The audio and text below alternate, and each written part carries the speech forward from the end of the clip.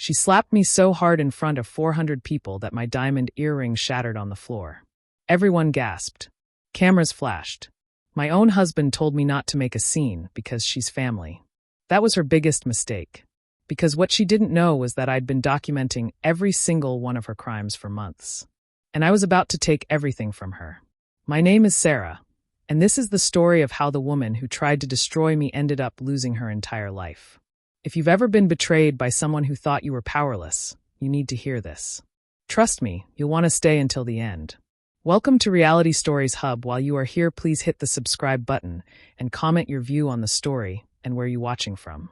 Let me tell you about the night my life changed forever. Picture this.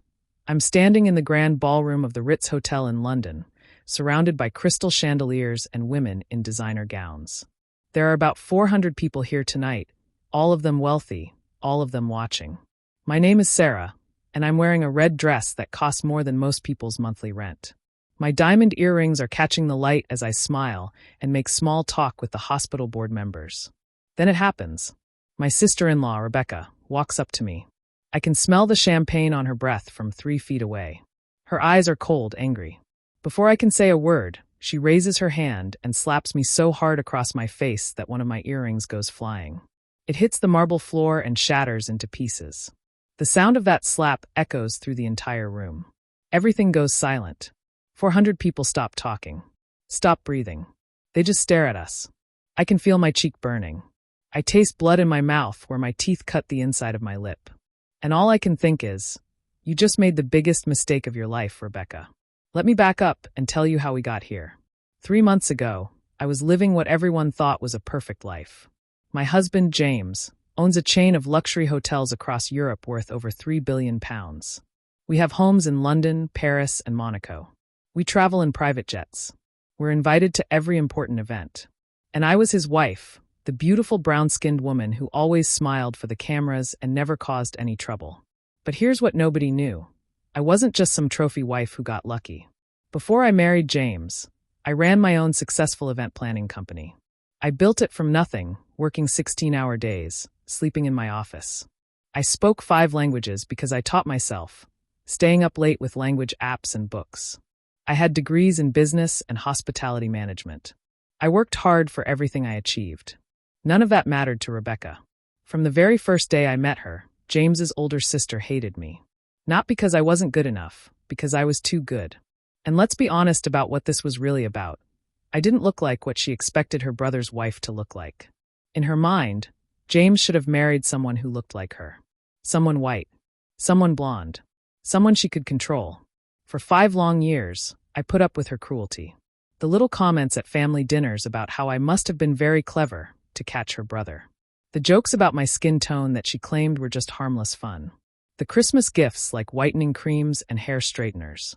The constant suggestions about other women James should spend time with. Always white, always blonde, always half my age. I swallowed it all. I smiled. I stayed quiet. Because that's what everyone expected from me. But that night at the Children's Hospital Charity Gala, something broke inside Rebecca. Maybe it was because James had just announced we were donating £7 million in my name. Maybe it was because the Prime Minister's wife had spent 15 minutes praising my charity work. Or maybe she was just drunk enough that her mask finally slipped. I was talking to the hospital's chief surgeon about our new pediatric wing when Rebecca stumbled over. Her expensive dress was wrinkled. Her makeup was smeared. She looked at me like I was dirt on her shoe. "You know what, Sarah?" she said loudly enough for everyone around us to hear. "I'm tired of pretending. You don't belong in this family. You never did and you never will." The conversations around us died. I could feel hundreds of eyes turning our way.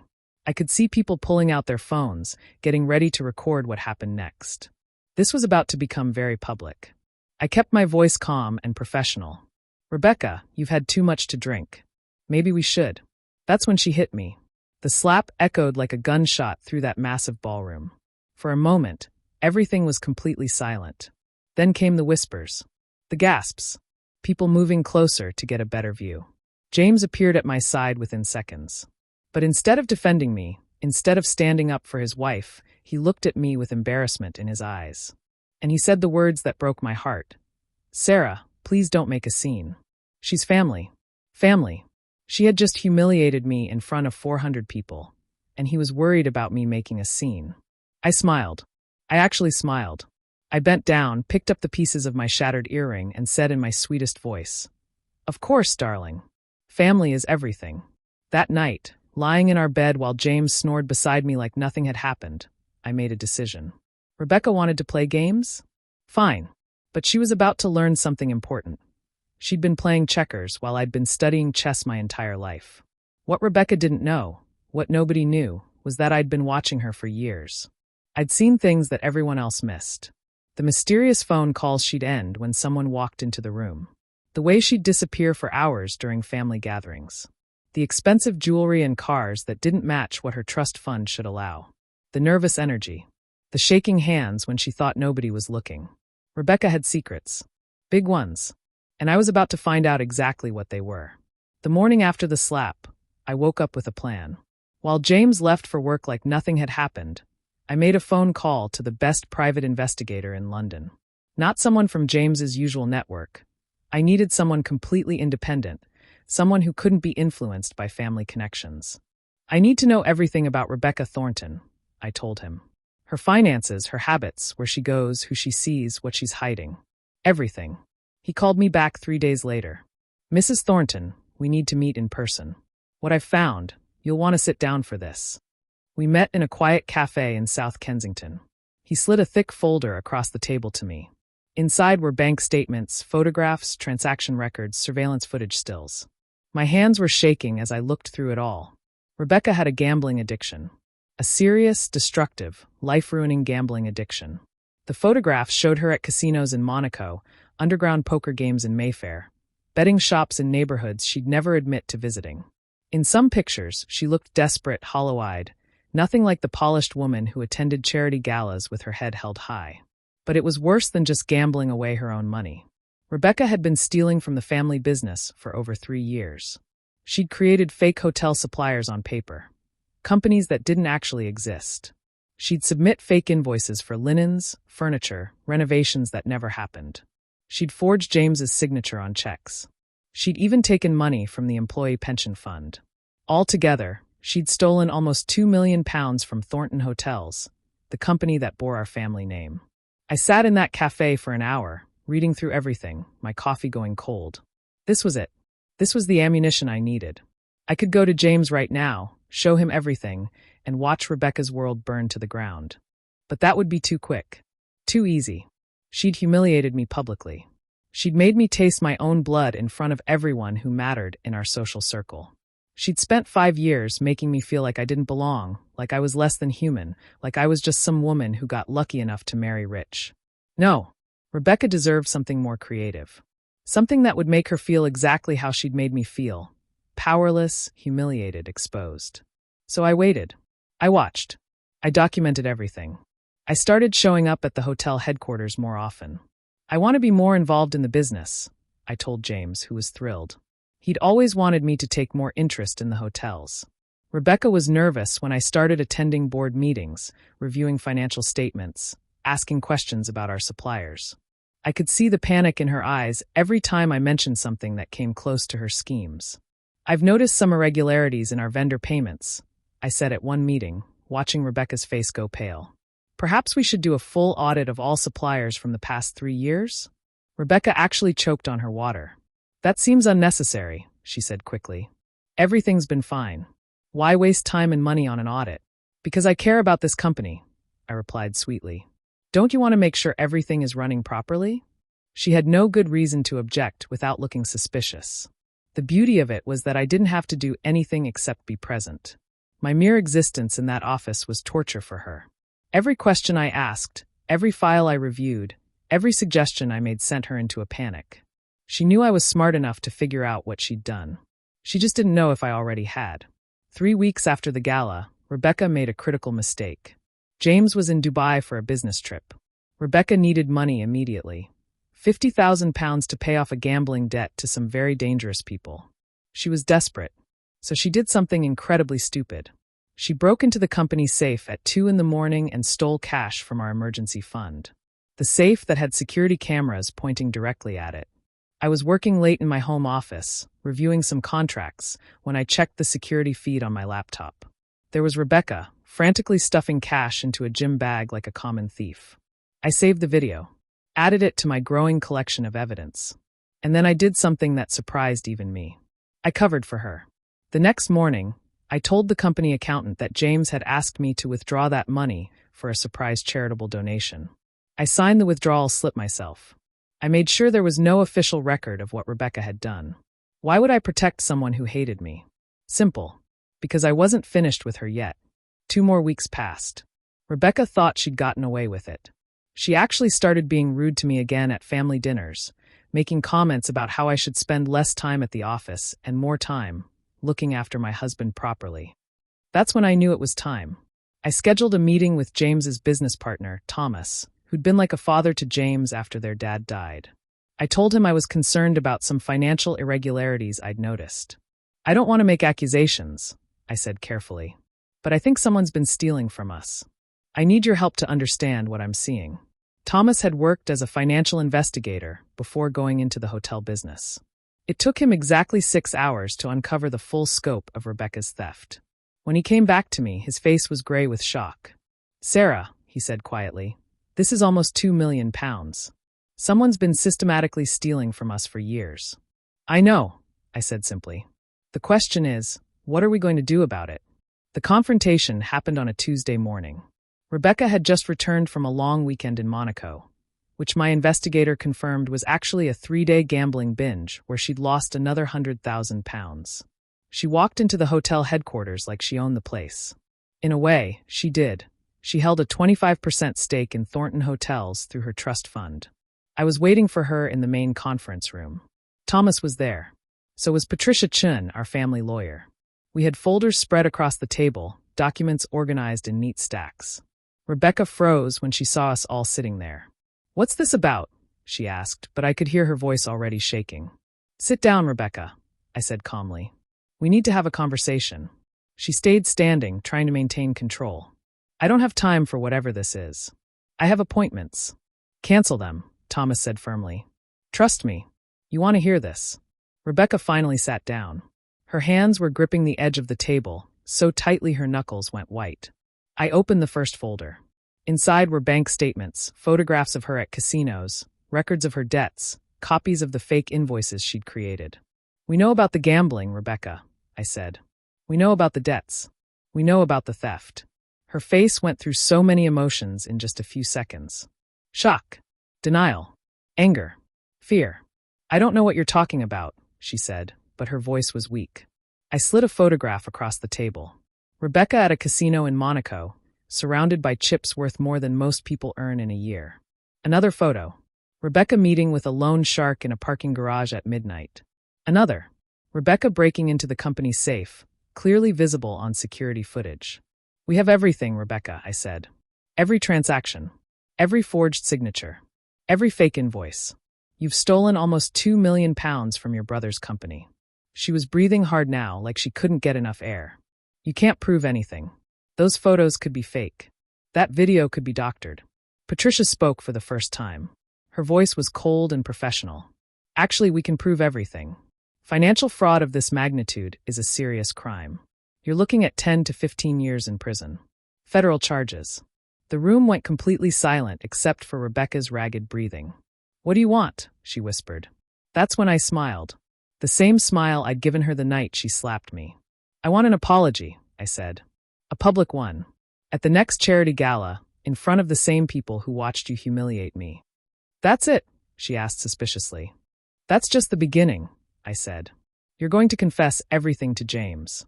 You're going to pay back every single penny you stole, with interest.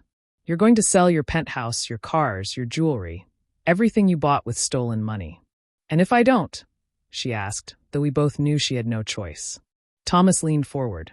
"Then we call the police right now, and you spend the next decade in prison. Your choice." Rebecca looked around the room desperately, searching for sympathy, for any way out. But there was none. "James will never believe you," she said weakly. "James will believe the evidence," I replied. "The question is whether he hears it from you, or from the police." Rebecca chose self-preservation. She agreed to everything. That same afternoon, She went to James's office and confessed. I wasn't there for that conversation, but Thomas told me later that James went through every stage of grief in 1 hour. Denial. Rebecca would never do this. Anger. How could you steal from our family? Bargaining. We can fix this quietly. Depression. Our father would be ashamed. Acceptance. You need help, and you need to face consequences. But the most important moment came that evening when James came home. He found me in our garden, reading a book like nothing had happened. "Sarah," he said, and his voice was broken. I looked up at him. "I owe you so many apologies," he continued. "For not defending you at the gala. For choosing my sister over my wife. For being blind to who she really was while questioning who you are." I closed my book and really looked at my husband. This strong, successful man was crying. "I've been thinking about what you said that night," he told me. "You said family is everything. You were right. But I had it backwards. You're my family now. You're my priority. Rebecca is just someone I happen to share blood with." It was the first time in our 6-year marriage that I felt like James truly saw me as his equal partner, not just as his beautiful wife.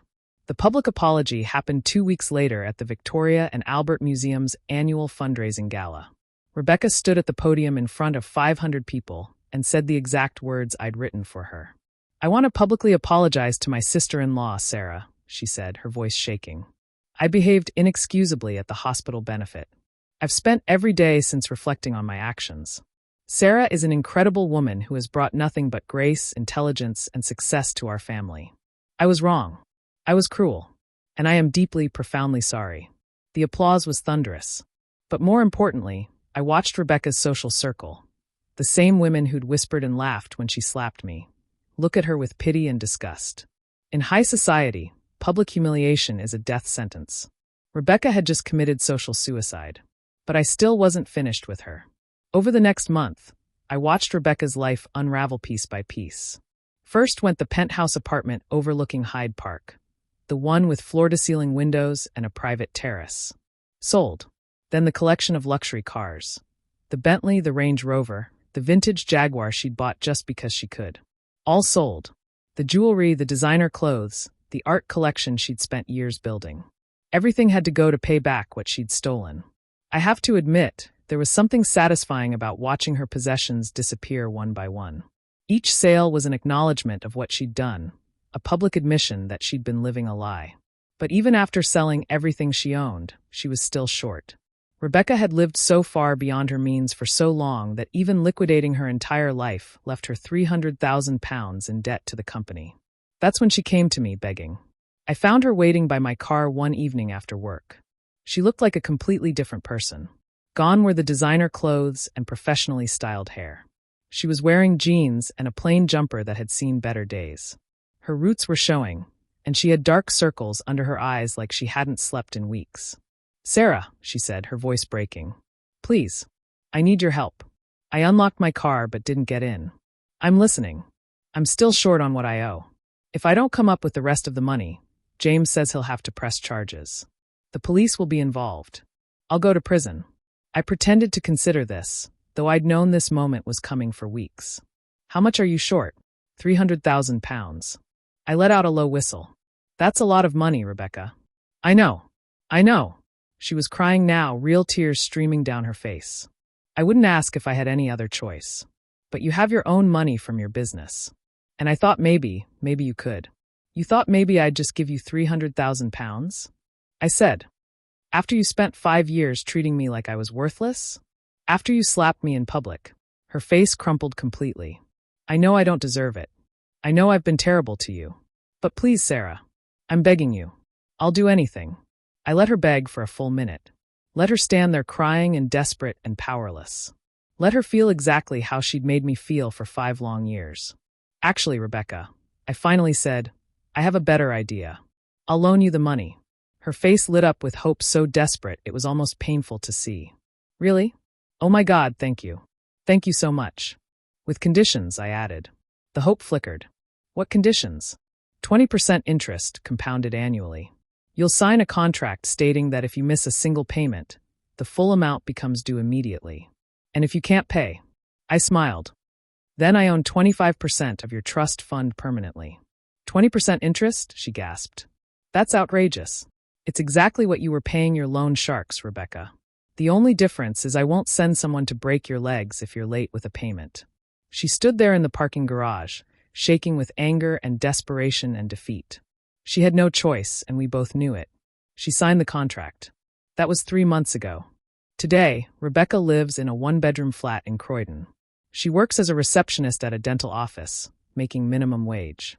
She takes the tube to work every day. She shops at discount supermarkets. She buys her clothes from charity shops. Every month, she sends me a check for £4,000, her loan payment. And every month, she falls a little further behind because minimum wage doesn't leave much room for loan payments when you also have to pay rent and buy food. I see her sometimes at family gatherings. She sits quietly in the corner now, no longer the center of attention. No longer the queen bee who could make cutting remarks and get away with it. She's just ordinary now. Powerless. Invisible. Last week, she approached me at James's mother's birthday party. "Sarah," she said quietly, looking around to make sure no one was listening. "I'm working 2 jobs now, but it's still not enough. The payments are killing me. Maybe we could renegotiate the terms? Lower the payments or extend the timeline." I sipped my champagne and looked at her tired face, her cheap clothes, her hands that were rough from working jobs she'd never imagined having to do. "The terms are the terms, Rebecca," I said. "You signed a contract." "But we're family," she said desperately, using the same word that had been used to excuse her behavior for years. "You're absolutely right," I replied. "Family is everything. That's why family members should treat each other with respect, loyalty, and love. That's why family members shouldn't steal from each other, or humiliate each other, or make each other feel unwelcome in their own home." She started crying then. Not the manipulative tears she'd used her entire life to get what she wanted, but real, broken sobs. "I'm sorry," she whispered. "I'm so sorry for everything I did to you. For the way I treated you. For the things I said. I was jealous and bitter, and I took it out on you when you never did anything to deserve it." I looked at this broken woman who had once held so much power over me, who had made me question my worth, who had tried to make me feel small. "I accept your apology, Rebecca," I said. "But that doesn't change anything. You made your choices. These are the consequences.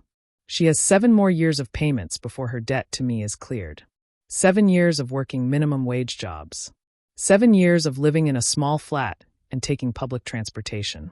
7 years to think about what it costs to treat people as less than human. Some people might think I went too far, that I should have shown mercy, forgiveness, compassion. But here's what I learned through all of this. Mercy is something you give to people who are sorry for what they did, not just sorry they got caught. Rebecca isn't sorry she hurt me. She isn't sorry she spent 5 years making me feel like I didn't belong. She isn't sorry she slapped me in front of 400 people, or that she stole from her own family. She's sorry she lost her privileged life. She's sorry she got caught. She's sorry she has to face consequences. There's a difference. Today, my life looks very different than it did 6 months ago. James and I are stronger than we've ever been. What happened with Rebecca forced us to really look at our marriage, to rebuild it on a foundation of genuine partnership and respect rather than appearances and expectations. We talk now. Really talk. About everything that matters. The hotel business is thriving. The investigation into Rebecca's theft led to us implementing better financial controls and oversight, which actually made the company more profitable. We've expanded into sustainable tourism and eco-friendly luxury resorts. I've taken on a real leadership role in the business, using my event planning expertise to revolutionize how we handle corporate events and weddings at our properties. I've also started a foundation that provides job training and housing assistance to women escaping domestic violence and abusive situations. Because I understand what it's like to feel powerless, to feel like you have to accept mistreatment because you have no other options. I want to make sure other women have choices I didn't always have. As for Rebecca, she has 7 more years of payments.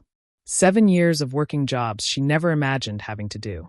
7 years of living a life so different from what she was raised to expect. 7 years to truly understand that actions have consequences, even when those actions come from family members who think they're untouchable. I saw her last month at a charity event, one she couldn't afford to attend as a guest, but where she was working as part of the catering staff. Our eyes met across the room. She quickly looked away, shame written all over her face. I didn't feel angry anymore. I didn't feel vindictive. I just felt nothing. She's no longer important enough to occupy space in my emotions. People ask me sometimes if I regret how I handled things. If I wish I'd just exposed her immediately, or forgiven her, or handled it differently somehow. The answer is no. What happened taught me something important about power and respect, and knowing your own worth. For 5 years, I accepted being treated as less than because I wanted to keep the peace. I wanted to be the good wife, the woman who didn't cause problems, who made everyone comfortable even when it meant swallowing my own dignity. The slap at the gala was the best thing Rebecca ever did for me, because it woke me up. It made me realize that keeping the peace isn't worth losing yourself. That being kind doesn't mean accepting cruelty. That wanting to belong doesn't mean accepting a place at the bottom of the hierarchy. 3 months ago, Rebecca thought she could humiliate me in public and face no consequences because I was just the brown-skinned woman who married into the family. Someone with no real power of my own. Someone who should be grateful for whatever scraps of respect she was given. She learned that power isn't about what you inherit or what family you're born into. It's about what you build, what you know, how you think, how you plan. And sometimes the person you underestimate is the person who ends up holding all the cards. The moral of this story isn't really about revenge, though that's what some people see. It's about knowing your worth and demanding that others recognize it too. It's about the fact that actions have consequences, even when those actions come from family members who think they're protected by blood and money and social position. It's about the truth that sometimes the kindest thing you can do for someone who's hurt you is to let them experience the full weight of what they've done. Not out of cruelty, but because real growth only comes from real consequences. Rebecca wanted to play power games with someone she thought was powerless. She found out how wrong she was. And maybe 7 years from now, when she makes her final payment and her debt is cleared, she'll have learned something valuable. Maybe she'll be a better person. Maybe she'll treat people with the respect and dignity everyone deserves, regardless of what they look like or where they come from. Or maybe she won't. Maybe she'll just be bitter and angry and convinced she was the victim in all of this. But that's not my problem anymore. I've built a life I'm proud of, a marriage that's real and strong, a business I help lead with creativity and passion, a foundation that helps women find their own power and worth. I've surrounded myself with people who see me, value me, respect me for who I actually am, not just how I look on someone's arm. And I've learned that sometimes the greatest revenge isn't destruction. It's building something so beautiful, so successful, so powerful that the person who tried to tear you down becomes completely irrelevant to your happiness. That slap hurt. The humiliation hurt. The years of small cruelties and racist comments and being made to feel less than, all of it hurt. But I took that pain and transformed it into power, into purpose, into a life that's genuinely mine. And that's something Rebecca can never take away from me, no matter how hard she might have tried. So if you're going through something similar, if someone's making you feel small, if someone's treating you as less than you are, if someone thinks they can break your spirit because of how you look or where you come from, remember this. Your worth isn't defined by how others treat you. It's defined by how you treat yourself and whether you're willing to stand up for your own dignity. The person who underestimates you might just learn the hardest lesson of their life. And you might discover you're so much stronger than you ever knew.